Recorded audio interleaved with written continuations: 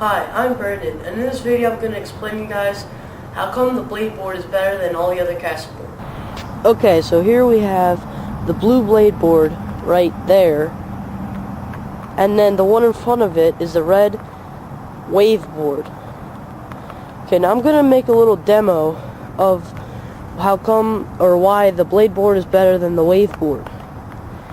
Okay, the first example is the torsion bar is much wider for more stable grinds than the wave board, which has a little puny, little tiny, really small, hard to see metal bar that's supposedly used for grinding. Okay, now the grip on the wave board is this whole flame, and then that gives very grip. I say it's even better than grip tape. But here on the wave board, it's just those little lines, which I guess is supposed to be grip. It doesn't work too well, especially if your sneakers are wet or something. The blade board has much more grip than the wave board. Okay, now we have the bottoms of the boards, and you can see that the wheels are all crooked on the wave board, and as opposed to the blade board, when the wheels are perfectly aligned, which allows you to go much straighter than the wave board for a longer distance. And also the wave board, as you can see, the wheels are kind of square, and that's not too good when you're riding, because that's a sign that you wear your wheels a lot. And you can see that the blade board, has very roundish wheels, and the wave board actually really uses up the wheels. It basically eats up your wheels, and that's not a good thing, because that means you have to spend more money when it's not necessary. Well, here's another example of how come it's better. And the wheels, well, you can't really see because they're old, but they don't really stay in the same position, which don't allow you to do 180s or spins. Okay, and the blade board, the wheels lock right in, and they don't lock in tight because it allows you to spin quickly. This is the tail of the wave board. It's a little teeny ledge, and actually it's pretty small when you look at it from up here. It's basically just this little part right there.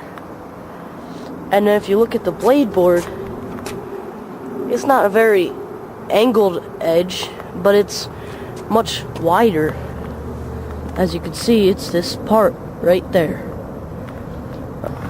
Okay, now we're gonna do a little test run of the blade board first. Okay, now let's ride the blade board. Let's see how it carves.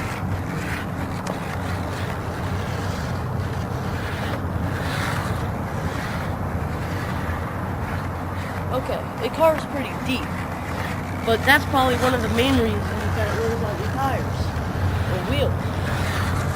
But let's try to 180 with it now. Just doesn't want to go. Okay, now let's have a try with the blade board. Okay, now we're gonna have a try of the test track with the blade board. Okay, here's the carving of the blade board.